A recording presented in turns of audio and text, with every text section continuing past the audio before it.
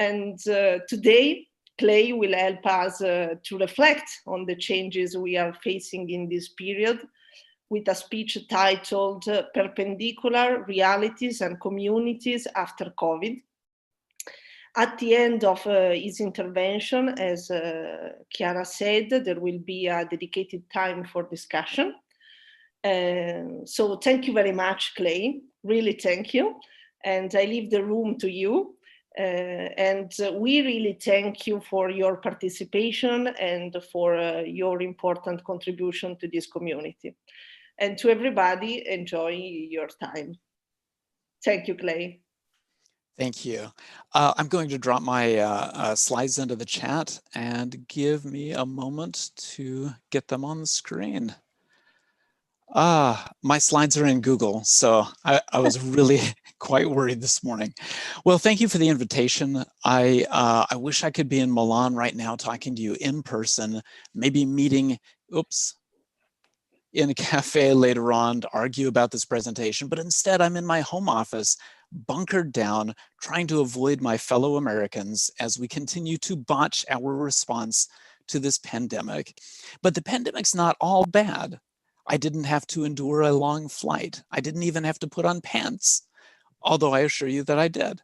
I'm fine, but many of my fellow citizens are not. And that's really what this talk is about. We're in the middle of an apocalypse, like you might read about in science fiction.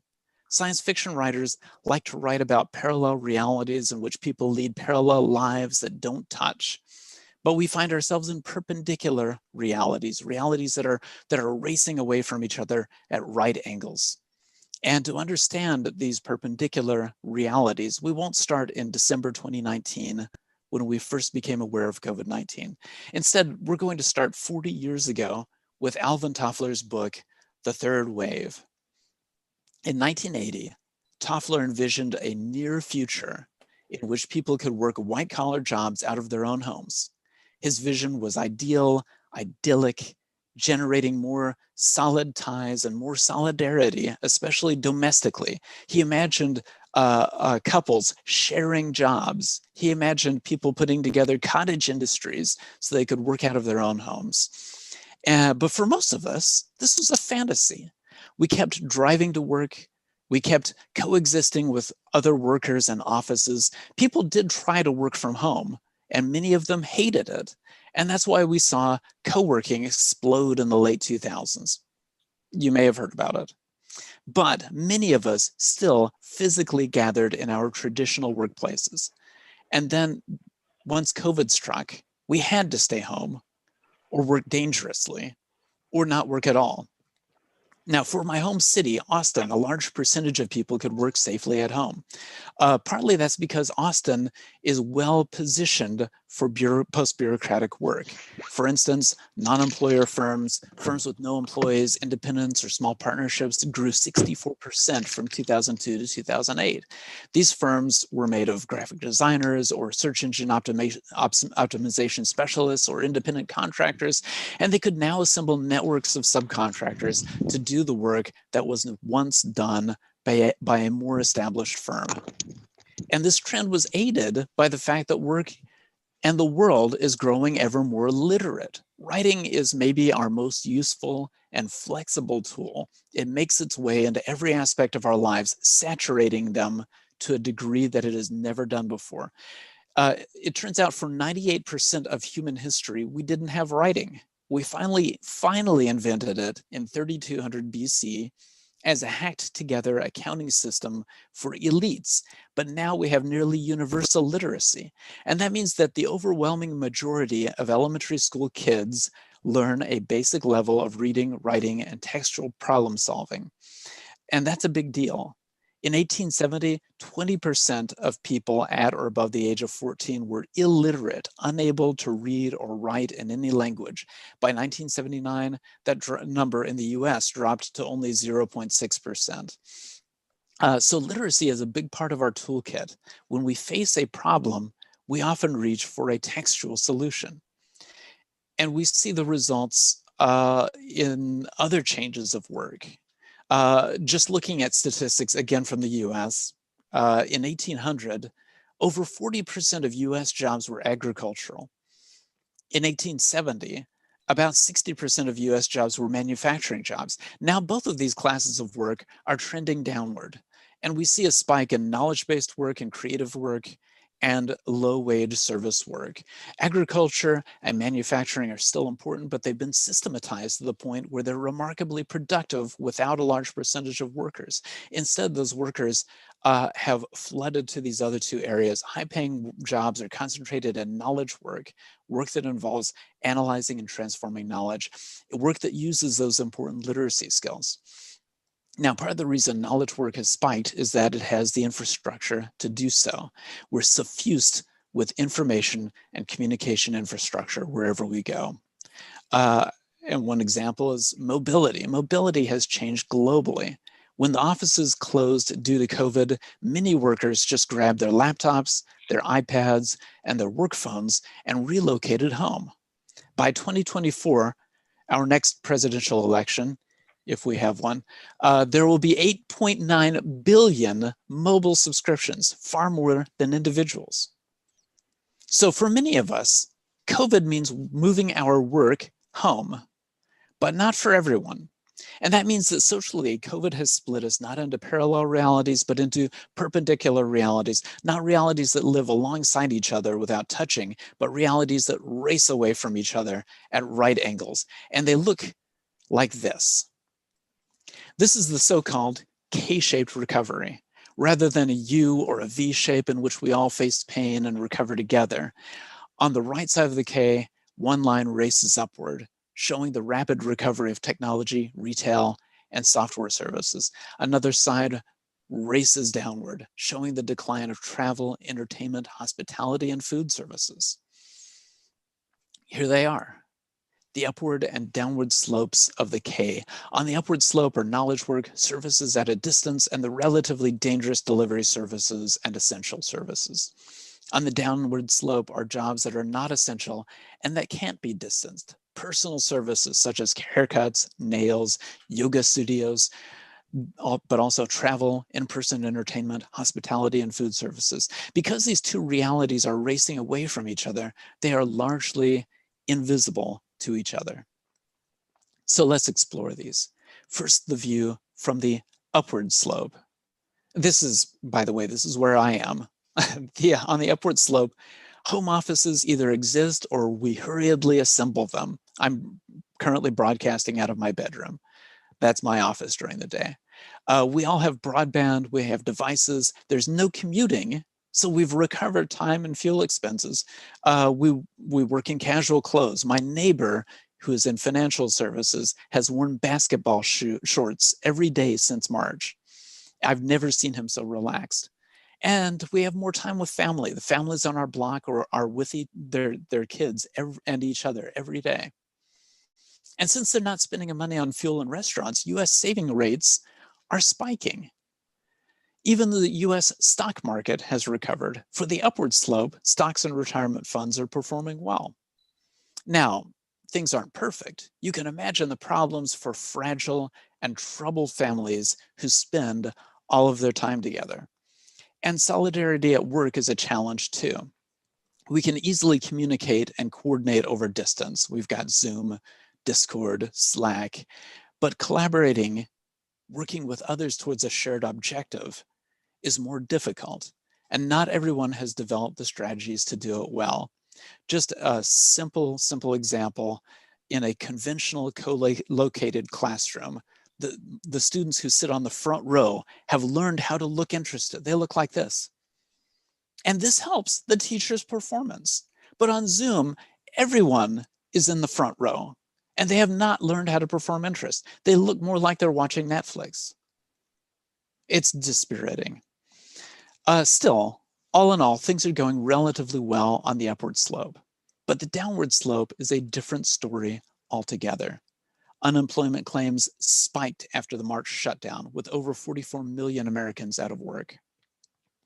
As you would expect, leisure and hospitality and trade were hardest hit. For leisure and hospitality, unemployment hit 39% in April. 2 in 5 people in that industry were out of work.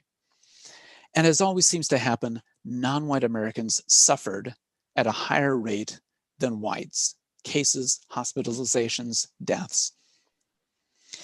And as these two slopes race away from each other, solidarity disintegrates. They simply have different problems. On the upward slope, we struggle with loneliness and boredom, but conforming to the COVID regime makes good sense. On the downward slope, people have lost their jobs, their livelihood, their houses. The ones who have jobs must risk their health to work those jobs, and conforming to the COVID regimen makes terrible sense.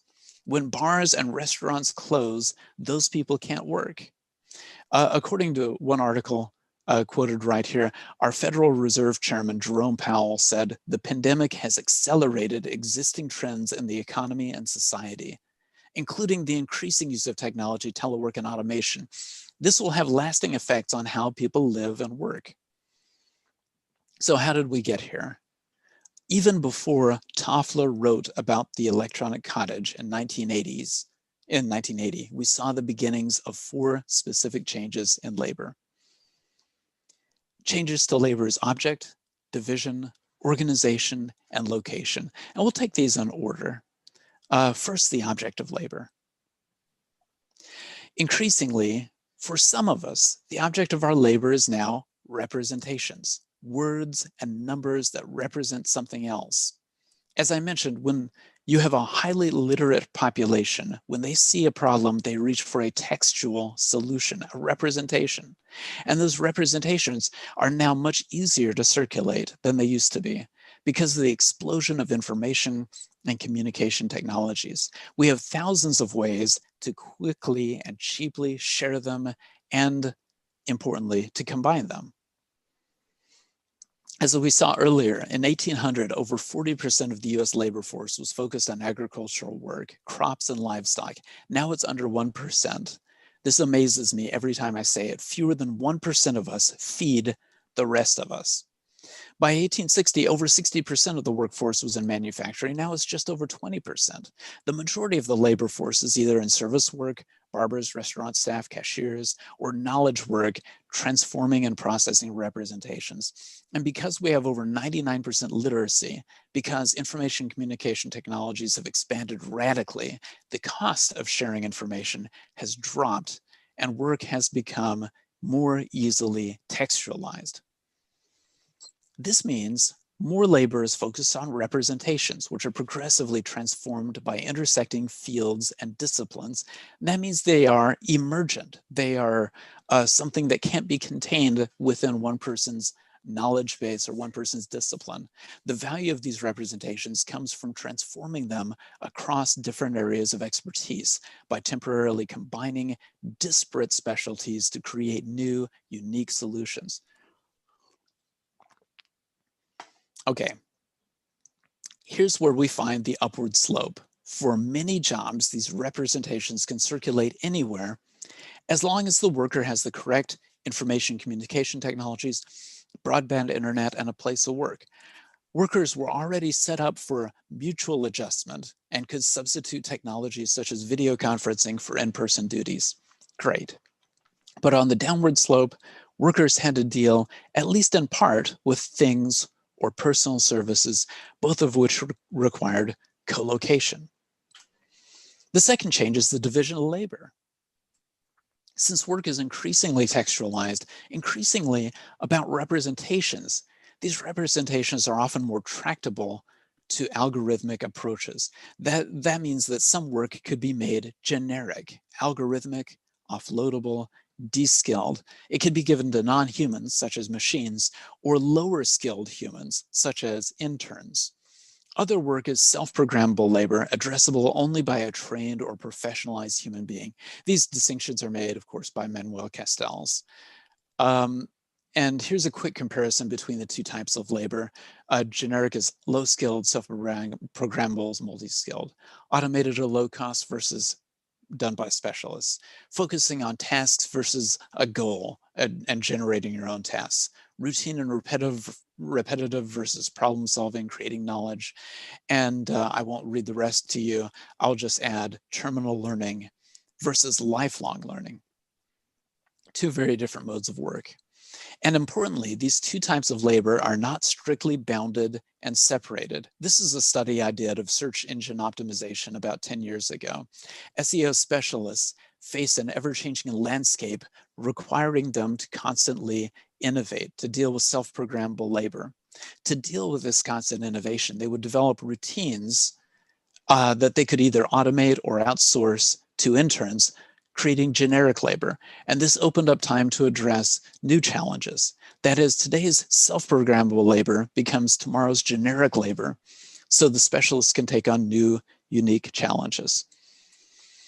And we've seen this trend across the landscape of knowledge work. Over the past 50 years, organizations have outsourced non-core functions as well as automating routine labor. Now, one example is that of online labor markets such as Upwork, which outsource both macro tasks, that is to say, self-programmable labor, outsourcing for expertise, and micro tasks, generic labor, outsourcing for capacity. I want to draw your attention to the paper in the lower left corner, where Laura Sapanen and colleagues examined how online labor markets interact with Nordic working life. Now, so on the upward slope, workers whose jobs were self-programmable tended to work from home. Necessary workers who had generic skills kept their jobs, but had to be co-located, and they were in danger. Healthcare workers and teachers fit both categories. On the downward slope, workers whose jobs were both generic and unnecessary lost their jobs. Number 3, the way labor is organized. Labor that has become increasingly representational and increasingly self-programmable has been organized differently. Barley and Kunda in 2001 termed this type of labor organization post-bureaucratic, although we could use other terms such as networked and ad hocratic. Think about those organizations that have shed non-core functions over the past 50 years. And the sole proprietorships and small businesses that have been enabled by ICTs, information communication technologies, and generic labor.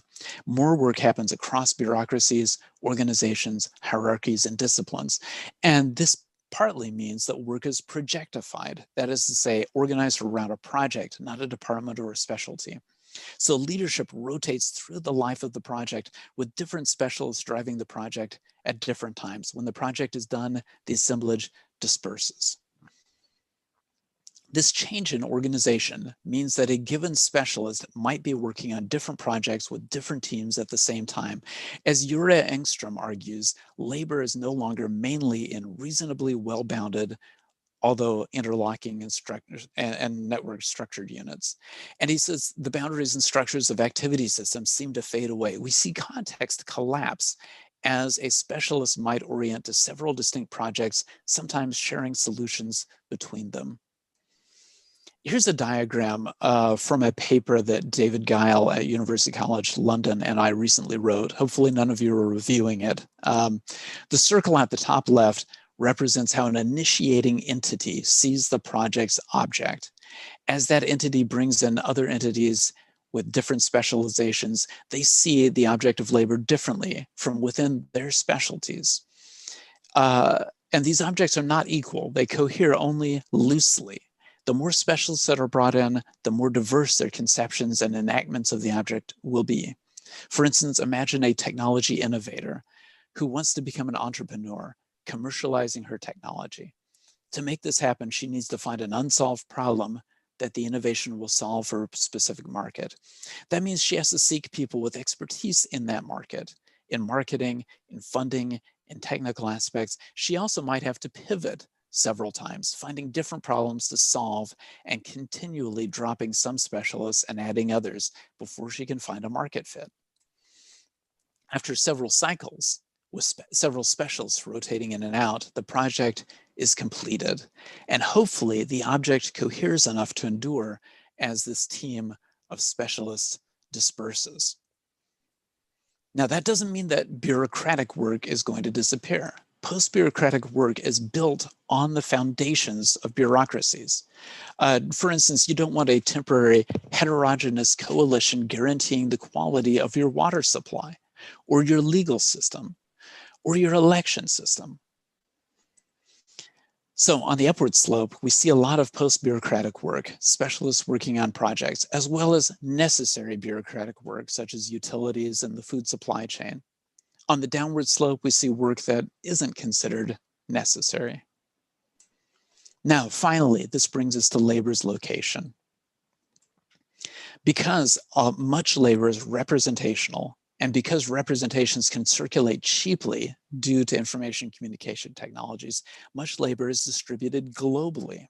One example we saw earlier was online labor markets. At the same time, the results of the labor have to be localized to work within a specific location. Huatang Sun has a great book out this year, 2020, in which she talks about how this tension, glocalization, affects social media design. Another case of this tension in labor's location, of course, is that of co-working spaces, shared working environments in which independent knowledge workers, such as freelancers, gather to create knowledge and benefit from it, working alone together. Co-working spaces are quite flexible.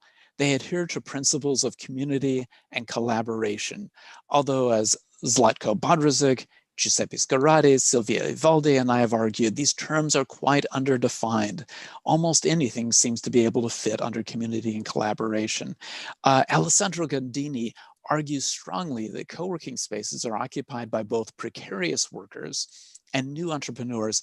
He says, quote, contradictorily coexisting with different attitudes in the same relational milieu, unquote. That is, even though co-working is about community, co-workers may be living in perpendicular realities as well, having trouble finding common ground on which to build solidarity.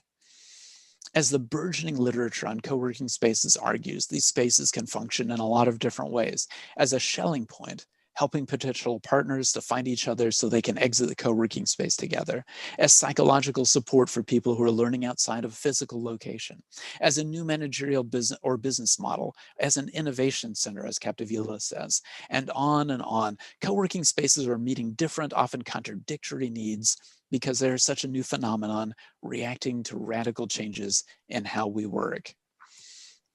Surprisingly, at least one business in Austin has recently switched their business model from a yoga studio, which is location-based, low-priority service work, to a co-working space, location-based, but it's higher priority, serving people who suddenly have to work outside the office. And just a quick side note, co-working spaces really took off in the wake of the 2008 financial crisis, when commercial rental rates were low and people who were newly out of work sought to establish their own businesses. As the economy recovered, so did rental rates, so co-working spaces tended to become integrated with other businesses to create some stability. It's possible that we will see another co-working renaissance as the post-COVID recession drives down rental rates and as more workers become used to working away from the office.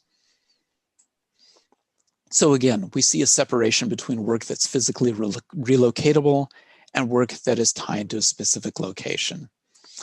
And COVID has thrown these four changes into sharp relief. It didn't create them. They've been in the works for a long time, but it's thrown them into sharp relief, and we're seeing the results. One result is a crisis in solidarity. And when I say solidarity, I don't mean the WHO clinical trial for COVID-19 treatments, which is called solidarity.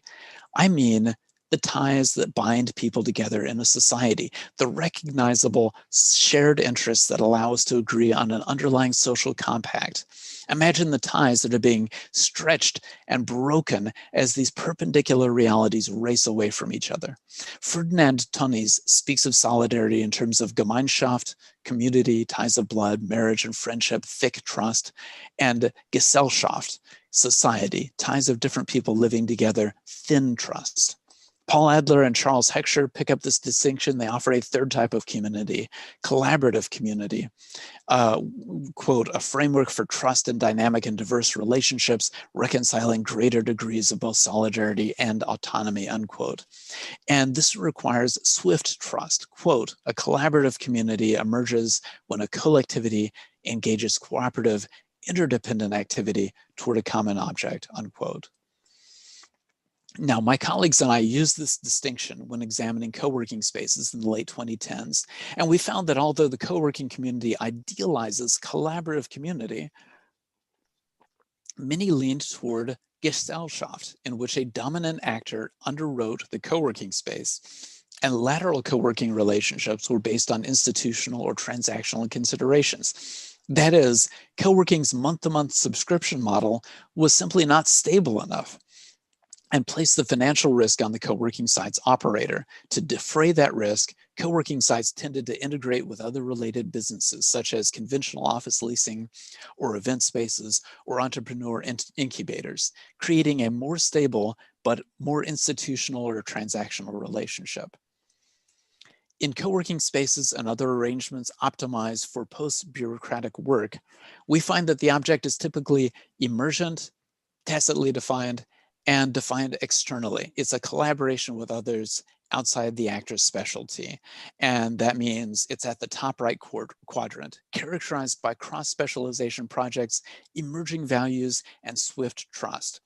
Yet, these collaborations are built on networks that cover much ground with largely empty space. In more concrete terms, someone working out of their own home may have more solidarity with others who are kilometers or continents away than they do with people on their own street. And we see the results in the US right now. Distrust in institutions have reached a high point in the US. Many people simply either don't believe in COVID or believe that a 2% death rate is acceptable. Here we see a Trump rally just before the end of the campaign, in which unmasked supporters showed their allegiance to him by crowding together. Trump had high support among white males without college degrees, and his followers tended to downplay or dismiss the severity of COVID-19, which has killed almost 300,000 Americans in just this year. Here we see a Biden drive-in event. People stay in their cars or wear masks. Biden has high support among non-whites, those with college degrees, and women. And it's as if these two constituencies live in two different worlds, two perpendicular lines, two realities racing apart at right angles, with bonds of solidarity stretched or snapped completely. And even as we come to the other side of the pandemic, it's not going to be the last. These changes that we have been seeing are baked into the cake. Whether we have a pandemic or not, we're still going to have these perpendicular lines. So the question is, how do we reintroduce solidarity? And unfortunately, I don't have an answer, just questions. So what I want to do is to leave these questions up as we begin our question and answer period. If you have workable answers, if you have an idea about what to do, please tell us. Thank you very much. Yeah.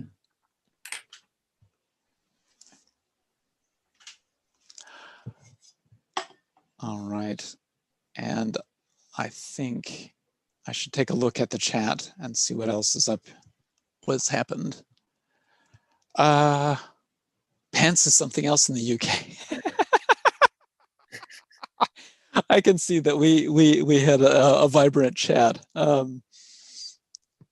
Anything, any reactions? Anything you want to talk about?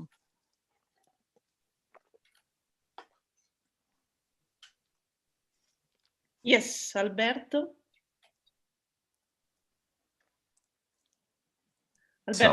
Yes. Hello. Thank you very much for this great talk. Hello, everyone. I know some people here. Very nice to be here, almost in person. Almost. Yes, I wanted to. I mean, I agree with everything that you said. In fact, also in my contribution in this conference, I will echo some of the worries that you have.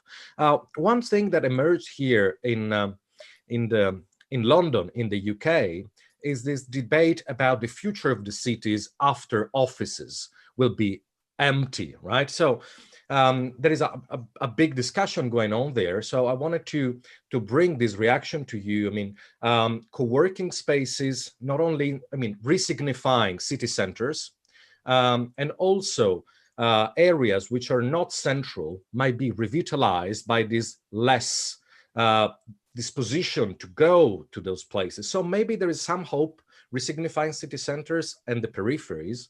This is my reaction. Thank you.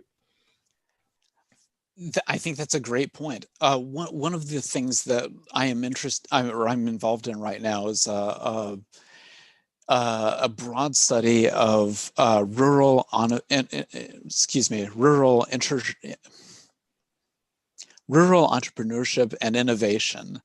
And we were thinking the same thing, which is that as work becomes more dispersed, people can relocate to more rural areas and still have connections with each other. Will that actually happen?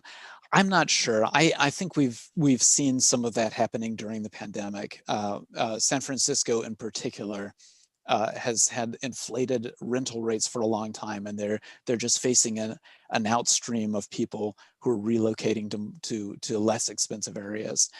I think there's hope of that. I don't know what that's going to mean in terms of solidarity. Some of the things that we have informally seen during this ongoing study is that rural areas are also fairly divided between the haves and the have-nots, between sometimes in terms of racial and cultural disparities, sometimes in terms of occupational disparities.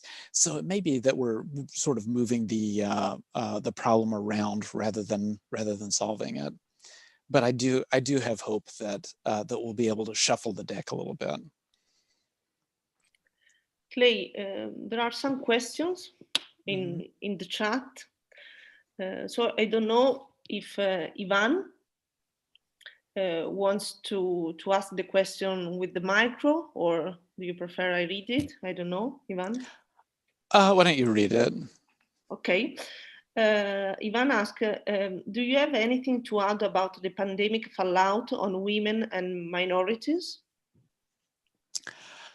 It's the pandemic has, at least in the United States, has hit minorities clearly much harder than whites. And I think part of it is just systemic racism. Some of it is the disparate impact on different occupations. It's really concerning, and it's something that, again, that I'm not sure how to solve, except for the sort of the generic changes in how we live our lives. I think that it does create a real problem in the same way that the other sorts of issues with perpendicular realities create a problem, which is that often one group of people just doesn't see what the other group of people is dealing with. I think, we've seen some horrific examples lately in the United States where people are completely in denial about COVID. Some of them believe that it is a scam that doctors are pulling so that they can get more money, which is ridiculous. And there were some stories about people who, with their dying breaths, denied that they had COVID. The denial is deep. That's all I'm going to say.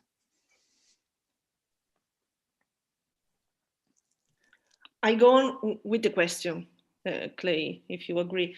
Ilaria asks, what about the effects on the core and peripheral areas? Or do you mean core and peripheral, like center of the city, periphery of the city, or? No, also outside the city. Like, what do you think that will be the impact of COVID in the medium and long run? It's very similar to the question by the previous question. Mm-hmm. Do you think that the city will keep their important role, or there will be some kind of dispersion in towards, for instance, suburban areas? No, there are many authors that are saying that the suburban areas of a more prosperous city will gain. Do you agree with it? I think that we will continue to see a dispersal from the rural areas to the more populated ones. I think the suburban areas might start growing faster than the core city areas, possibly. But ultimately, there's a question of infrastructure. If you want to work long distance, you have to have good telecommunications, and telecommunications becomes much more expensive as you push into less populated areas. So I think probably the suburbs will do well. The cities, I think, will continue to do okay. The rural areas, I'm not sure. I think it will depend a lot on how much we can drive down telecommunications costs. Some of us are commenting, maybe we are together alone. Looks more like we are together but alone. So yeah. Okay, I don't know who asked these questions because there is not the name, but the question is the K model a singular or a series of K trends? Right. The K model in economics, I think, is a singular model. I used it more as a literary device than anything else. I don't want to misrepresent the upward trend and the downward trend as anything more than a way to talk about these differences and distinctions. Bernie Mitchell says 15-minute city. A question. I don't know. Is that a question? I don't know. It puts question marks, so I don't know. Bernie? I read some work a while ago about what was called the permeable city or the impermeable city. The idea that cities are so difficult to get across, you can't get across them in, let's say, 15 minutes or 30 minutes. And that was a big driver towards more localized co-working spaces. I think that came out in 2008, 2009. I think it was a Regis study. So that's what it made me think of. What is that about what we're talking about, Bernie Mitchell?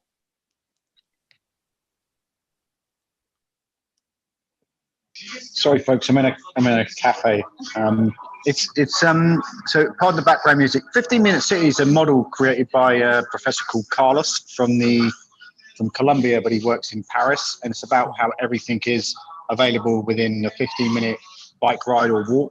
So now, after years of being in a co-working space in the centre of London, I'm like 10 minutes away from my house, and I don't know why I didn't do it before. And there's this need to be in the centre of a city, but now, like here in London, the folks of you that know the London Co-working Assembly, there's a big push to have people are really interested to have a co-working space in zones 6, 5, and 4, whereas before they were always in Shoreditch or the centre of town and places like that. So it's that kind of thing. I'm sure a lot of people on the call know the 15-minute city model. And sorry for the unclear question in the chat. I was excited. Oh, that's all right. It sounds exciting to me too. I mean, one of the things that I've sort of enjoyed about COVID, is it a horrible thing for me to say, is the fact that I can work home all the time, and I don't have to take a 20-minute bus ride to campus and then walk 10 more minutes or so. It is nice to be able to just sort of roll in and do things without spending all of my time and all of the fossil fuels trying to get from place to place.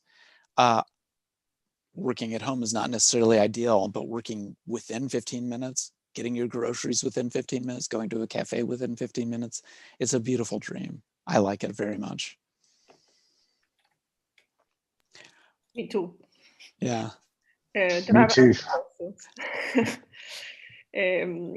Another question is, can you also comment on generic and self-programmable labor as precarious, or in terms of power and status as having less? Has status on work not changed fast enough to account for the loss of job and having no stable office model? Generic and self-programmable labor are always tied up in terms of progress or power and status. In fact, Castell's work spends a lot of time looking at things that are termed generic, but really have localized skill, just skill that isn't recognized. I think, yeah, I mean, I think any sort of labor tends to be wrapped up with power and status, and any sort of labor tends to hide that sort of power and status differential.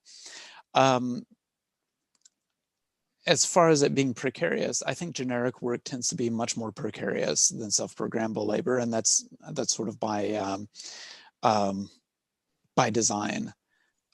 When you make something generic, you're looking for a way to hand it off to someone else with less power, less status, less skill, and part of the motivator is to be able to replace them more easily. To add, let me see, has status on work not changed fast enough to account for the loss of job and having no stable office model? I think that is correct. Work status has not changed fast enough. We don't we haven't done a good job sort of getting our heads around how work is going to change without an office model. Much of what we do, we're still sort of working with the old over-supervised model, whereas I think we're going to have to push towards results-only work environments and other sorts of work models that understand that that what is being produced is some sort of an output rather than the process. The process, I think, will tend to be revised every time in much self-programmable work. People are self-structuring what they're doing, and being able to just look at the, let's say, the work outputs, I think will be a more rewardable model. It's just not a model that's accommodated by management models. That's just thrown off the top of my head. Okay. That's as intelligent as I'm going to get right now. Paula says, thank you for the interesting presentation. In Italy, especially after the measures of COVID, there have been very many cases of solidarity in the civic society and across businesses. This is nothing new in the literature, which acknowledges that solidarity is often a consequence of unexpected crisis. How does this play out in what you referred to so far?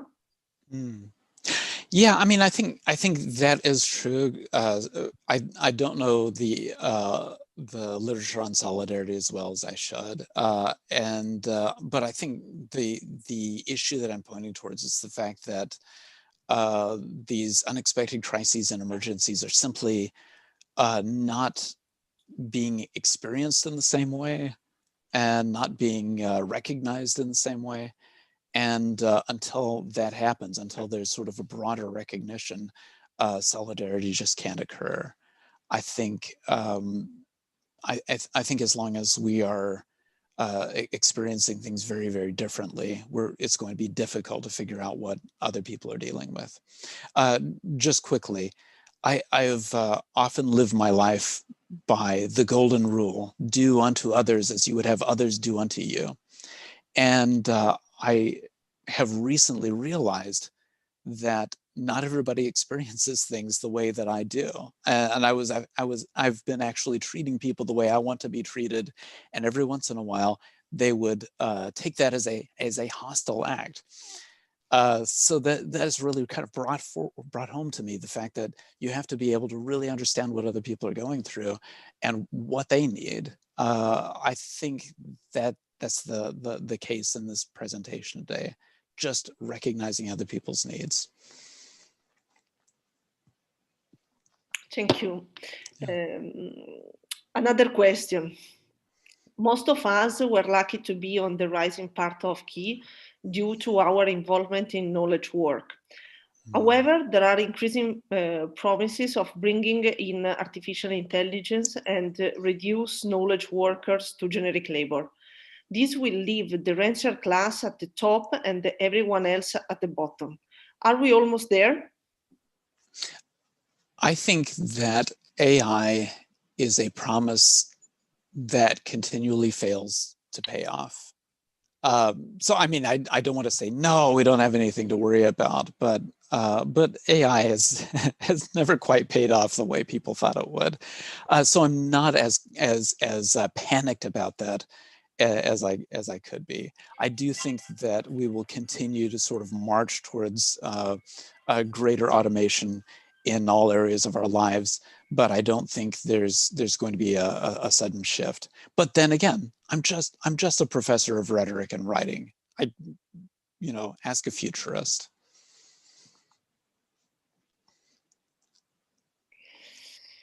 Francois, yeah. Are we alone together differently now? And Chiara asks, maybe we're together alone.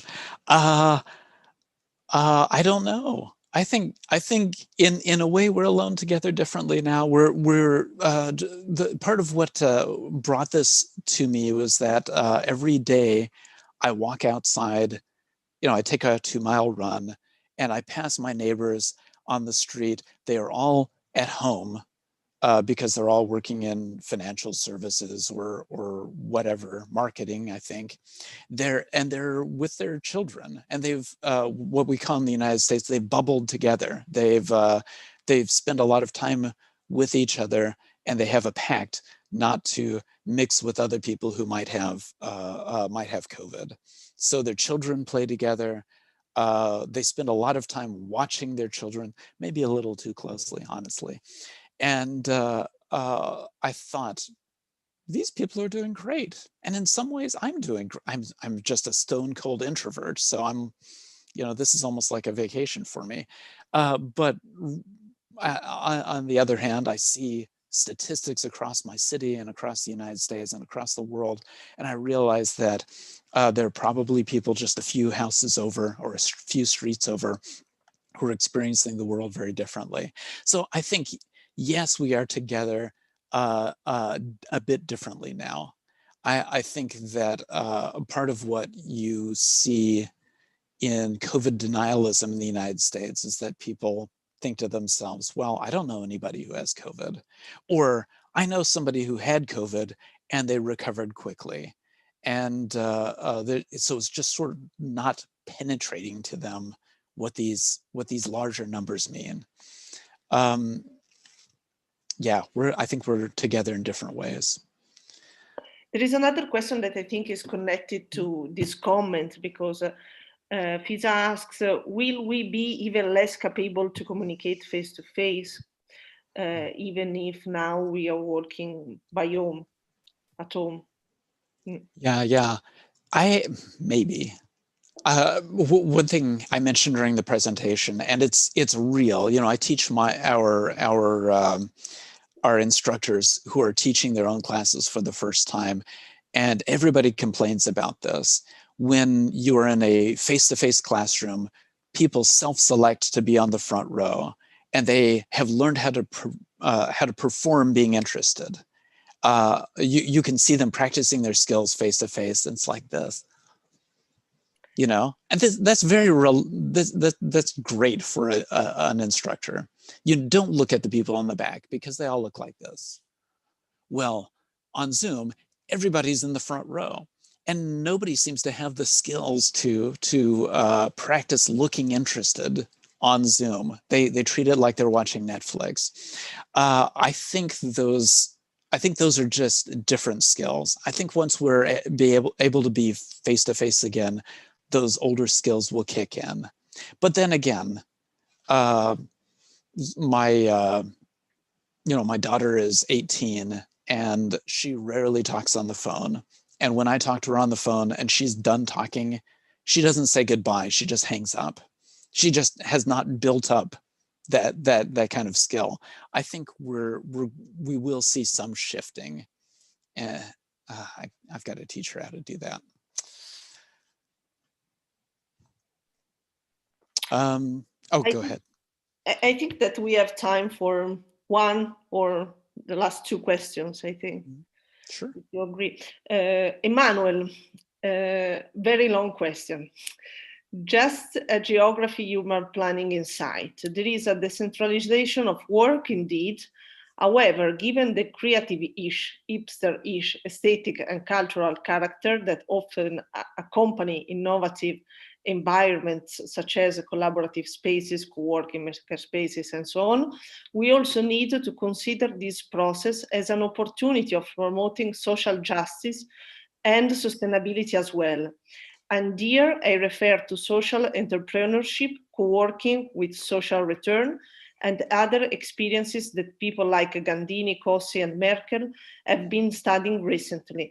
Otherwise, could we not be incurring a positive new wave of gentrification and similar things? Oh, most definitely. One of the things that that really struck me when I started looking at co-working here in Austin in probably 2008 was that the first co-working space to open in Austin, Conjunctured, was opened in East Austin. East Austin was at that point beginning to be gentrified. It had been mostly low-income communities of color. And when Austin became more and more popular and started growing more and more, new people would buy in East Austin and renovate that area and gentrify it. And so Conjunctured Co-working did basically what a lot of individuals did. They rented a house out in East Austin, and they created something that was more white collar and, you know, primarily white. And I don't think they did that deliberately. They were very much interested in broader social justice issues, but that's sort of where the economics led them. And I think there is definitely a danger of co-working sort of shaking out that way. These systems of inequity tend to reproduce themselves. And I'm not surprised that this sometimes happens in co-working. Now, a neighbor of mine has opened up a makerspace in North Austin, and its focus is on diversity, bringing in people with diverse environments, diverse backgrounds, and especially serving people of color. And I think creating an institution with that specific mission and patrolling that mission could be a way of guarding against that sort of gentrification.